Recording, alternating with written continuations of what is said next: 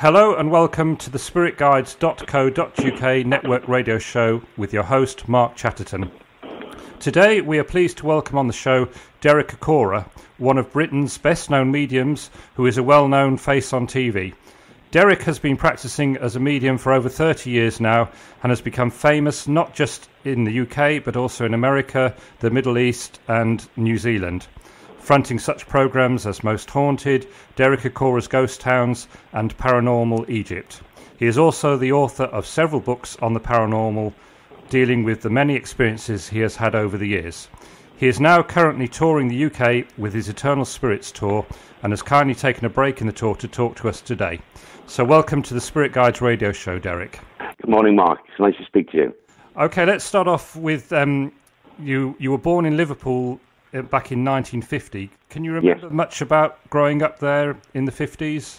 Well, I do, yes. I mean, we actually lived in my grandmother's house as a family until the age, just before I was 7, and Mum and Dad couldn't actually afford a house, so naturally they went on the council list, but, they were waiting a long, long time. But it was at the age of, just before I was 7, we moved up to Aintree Way. But I remember, very vividly my days living at my grandmother's house because, as I say, we were there as a family. Our schooling was virtually, the gates to the school were opposite my grand's front door. Everything was convenient for us kids. And yeah, I remember with affection my days living in my grand's before we moved up to Aintree. Okay, so when you were a child, you had your first psychic experience seeing the spirit of your grandfather. Can you tell us a little bit about what happened there? Well, actually, as I say, our schooling was right opposite, and naturally I had a brother, an older brother, elder sister, that were going to the same school. We went to school this one morning, and we came back naturally after school. Gran had this, because she lived in a big old Victorian house, she had the top room at the top of the house made into like a kiddie's playroom. So when we come home from school, before we sat down for dinner, we'd go and play, the three of us, up in the top room, in the attic, as they called it. And when called down for dinner, we'd come down. And we were called this one evening by Mum and my grandmother. And Colin was the first to get down the stairs. Barbara followed him, and the young Tyke. I was the last one to get down the stairs, so many flights. Got to the next bottom level, and suddenly I heard this like noise and then a banging, and I turned to the left, and suddenly there I was just shocked. I was stunned. There was a man standing in the doorway of the bedroom. I could see him very clearly. I could see the suit he was wearing. It was a three-piece suit, a dark, like slaty grey colour waistcoat, and he walked over towards me. I froze. I couldn't move because for those moments, those seconds, I thought there was an intruder in the house. I thought there was a stranger in my grand's house because I could see him. And I knew nothing about ghosts, spirits, or anything like that at that tender age. I was only 6. And he spoke to me. And when he stopped talking to me, I just bolted down the stairs, or the last level of stairs, ran into the kitchen area where Gran and Mum were preparing the meal, and told them that there was a strange man up in the bedroom. Of course, they got hold of both my hands and raced me up the stairs, suddenly to find that there was no one there. Of course, even at the tender age of 6, what was going through my mind is my mum and my grandmother won't believe me and not believing me because he's not here. Where's he gone? Is he hiding? And it was only, I suppose, a brainwave from Gran as we got downstairs. She sat me at the table that was prepared for our, evening dinner, and she said, "You sit there, son." And she went over to an old cupboard that she had, opened it, and brought this old tin box out, and took the lid off it and emptied the contents onto the table. And there was these old photographs, images of people just head and shoulders, fully dressed and whatever, men and women who I'd never seen before. And she asked me to patiently look and see if I could see the man in any of these photographs. And I was looking, and then suddenly I saw one.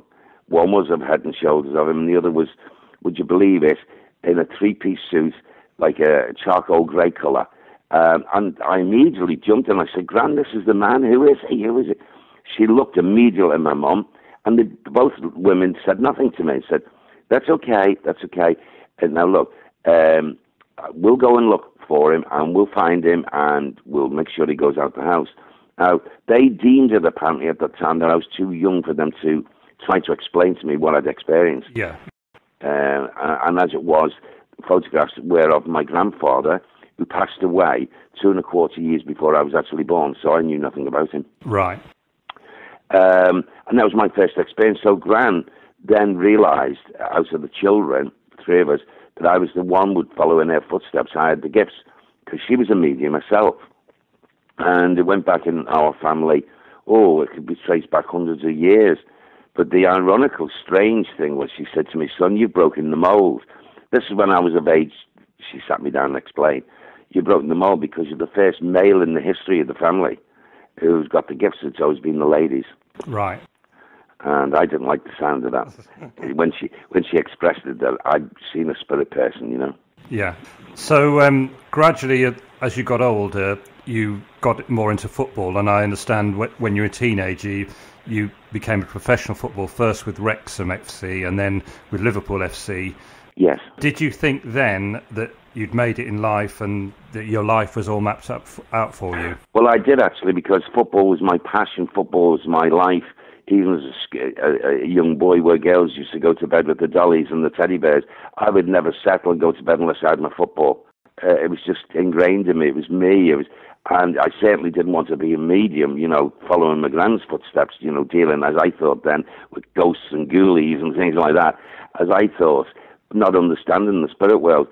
No, so football was my passion, and it broke my heart when, you know, I didn't make the grade with Liverpool. I got as far as the reserves, but I couldn't break into the first team. In those years, in the great Bill Shankly's days, every player that was in the squad, never mind the full 11, they were all internationals, playing for England, Scotland, Wales.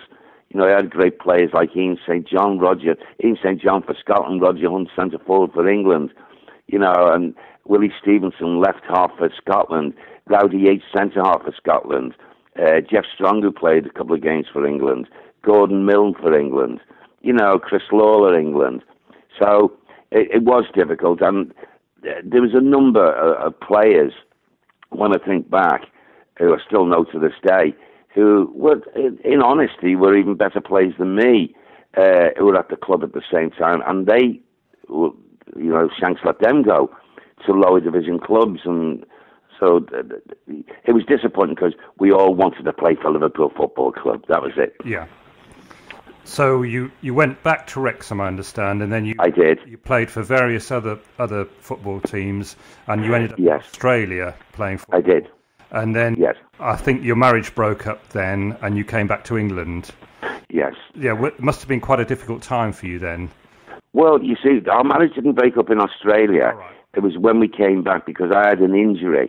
That's what brought me back, an injury to my knee, and I had a couple of operations, and the damage to the cruciate ligament and what have you was so much so that the club specialist told me that was the end of my footballing days. So that was another shock. Came back to England, and everything just went wrong in the sense of my marriage and everything. It was really topsy-turvy. But, you know, it wasn't so long after coming back and realising that, you know, although I'd started a coaching badge, I hadn't got far into it when I was in Australia, so I couldn't go and apply for coaching jobs or anything like that. So I was in a right pickle. And then suddenly I had this, well, for want of a better word, a nightmarish 3 or 4 months where I'd go to bed at night and that's why I was worrying, what am I going to do, and spending money that, you know, I'm not earnings, and my savings were really drained, and so on and so forth. So I was in a right little pickle. And then I went through this stage of, every time I went to bed, I'd go into these like vivid dreams of seeing places, going to a place, not understanding it. It really got me really perturbed.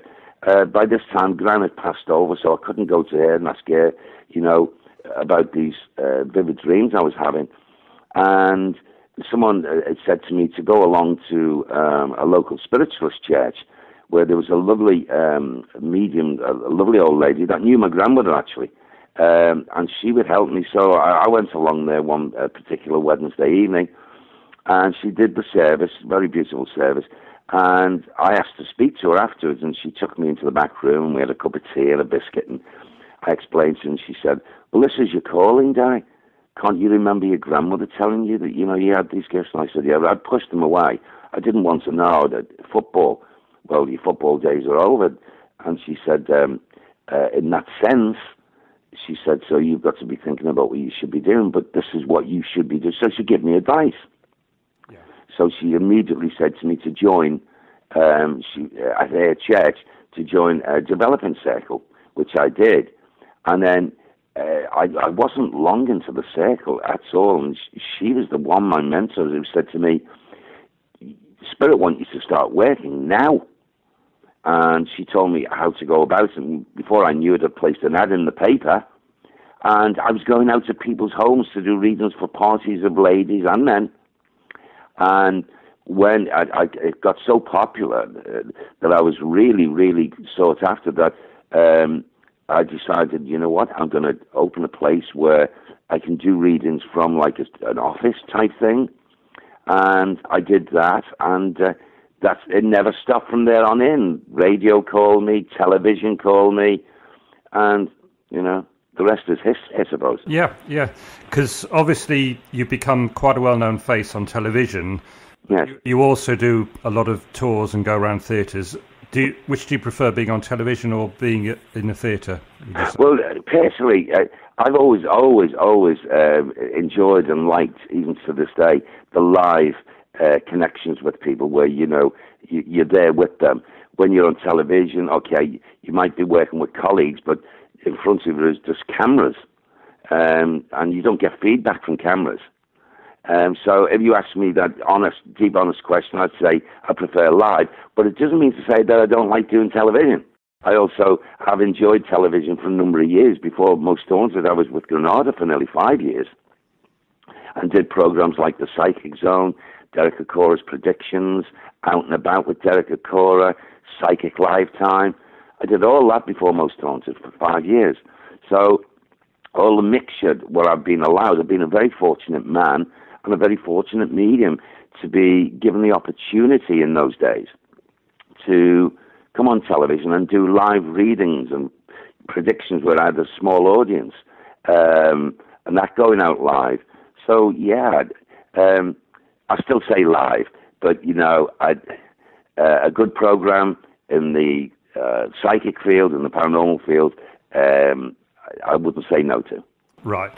Of all these different TV shows that you've done over the years, what would you say would be your most favourite one? A lot of people immediately would react and say, surely it's got to be Most Haunted, Derek.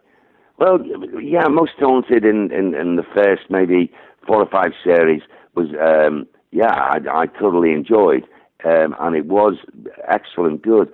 However, what saddened me was that Living TV gave me my own program. They developed a program called Derek Acorah's Ghost Towns. Yeah. We only managed to do, 2, 3 series, and 3 Derek Acorah's Ghost Towns live, like Most Haunted live.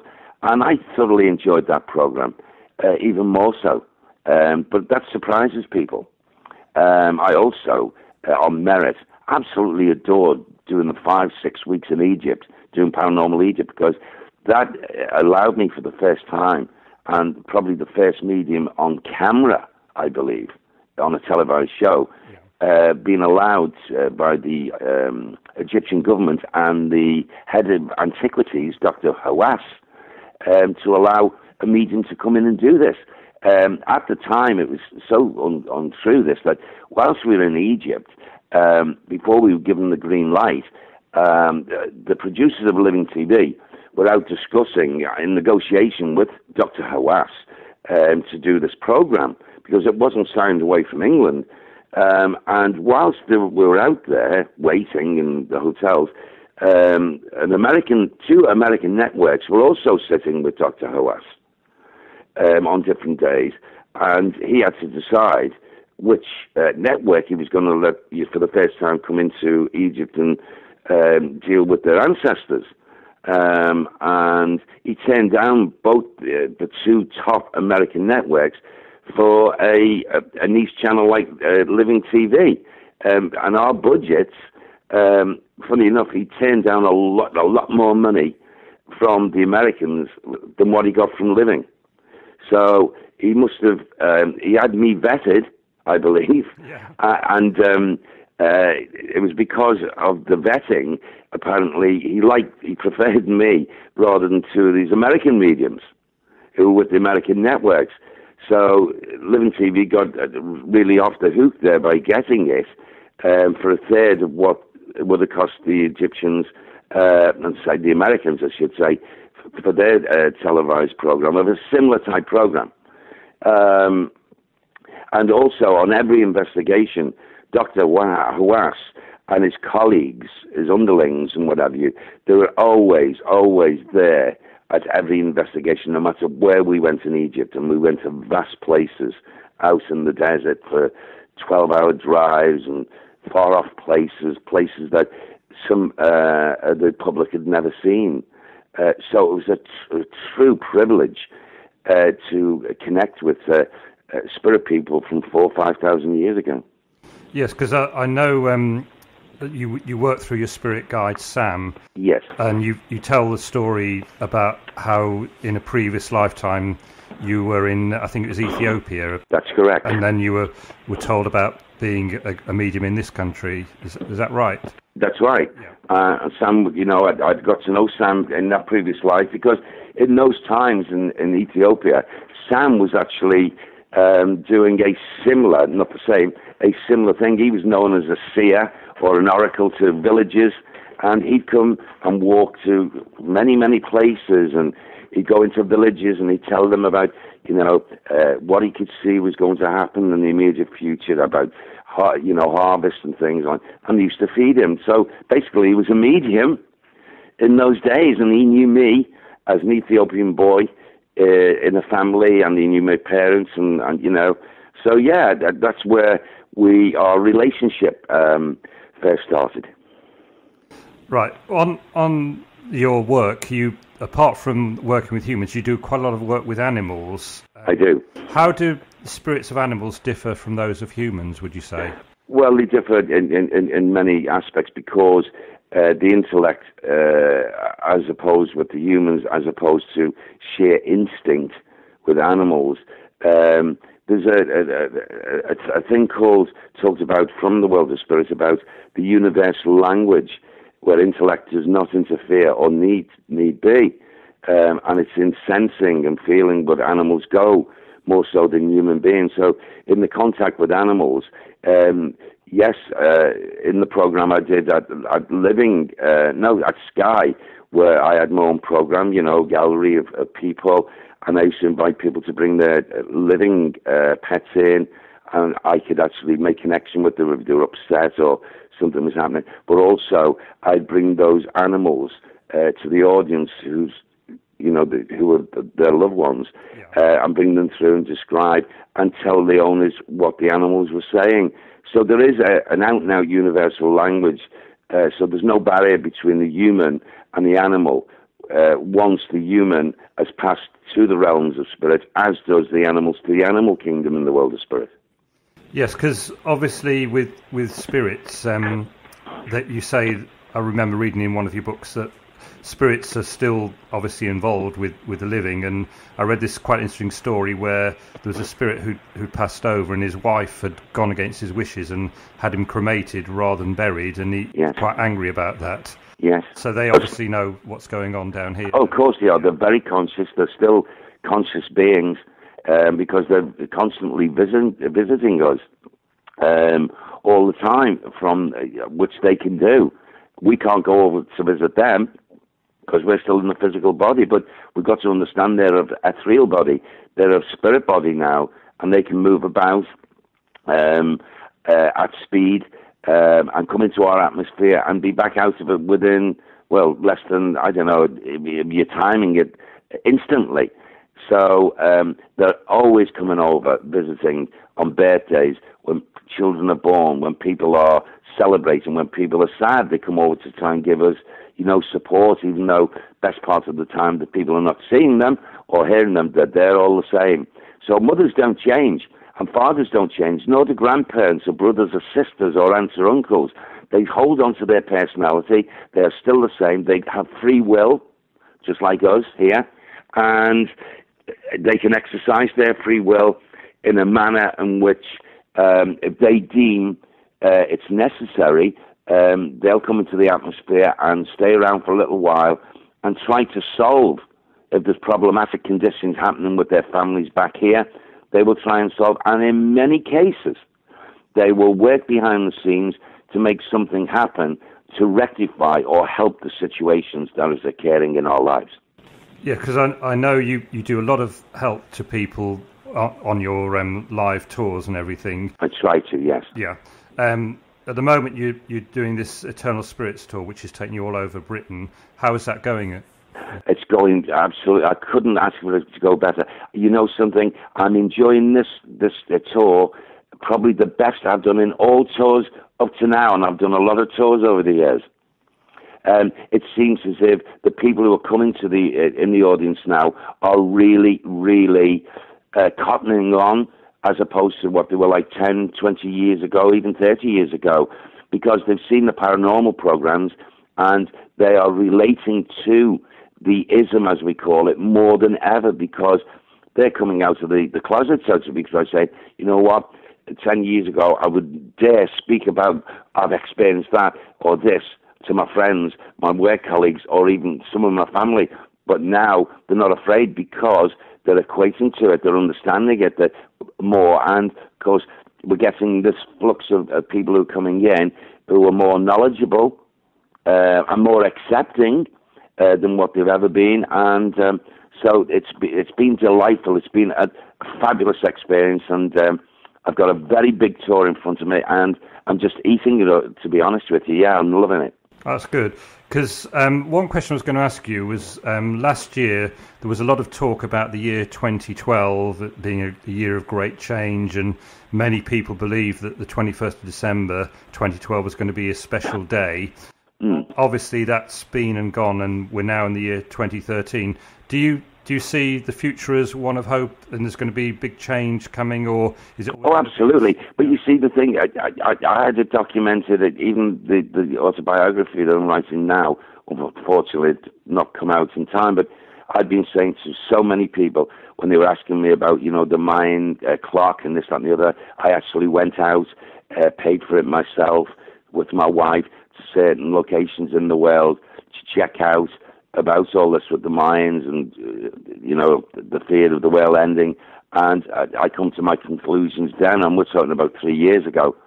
And I did say, and I said in many big interviews in magazines, this is not going to happen. Yes, there is subtle changes that are going on. Forget the Mayan clock, so to speak, and let's go with the universal clock. And the universal clock says, yes, of course there are changes that have got to happen. But you see, the changes, firstly, would be more evident in the climate. And as we've seen in the last couple of years, certain things that have erupted, certain things that we've had, we've had the tsunamis and things like that. So it seems to be coming in the picture of, like, I suppose, nature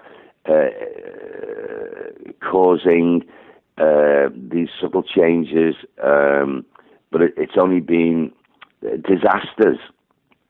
However, these changes are meant to take place, and we're talking about changes taking place subtly over the next 50 years, not drastically. The only things that seem to be drastic are the natural elements caused through Mother Nature. Outside that, the other changes that are taking place are not really tangible and not seen. My belief is that you see change in humanity, in the consciousness, what it means that the people who are here, changes are taking place subtly within the consciousness. The people who are, their consciousness is being uplifted to a slightly higher level, being more humane.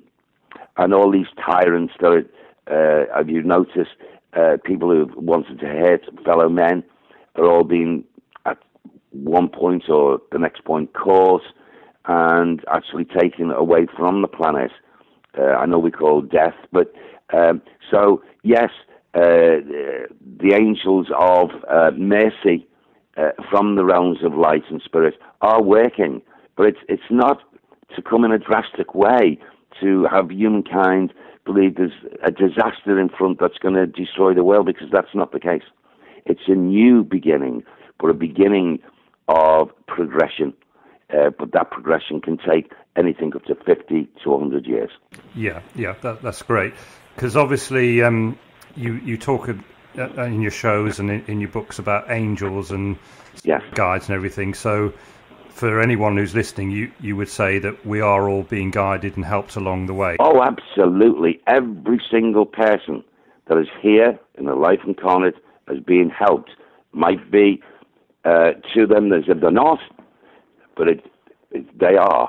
And, there are going to be amazing things. Here again in progression, in research, with medical things, look at the state of health with people across the world, and some of these major things of ill health, such as your cancers. And, as we're going forward, part of that great cycle of change is for humanity to find absolute out-and-out cures, where life expectancy, as we go forward, is not just by chance going to be not calculated.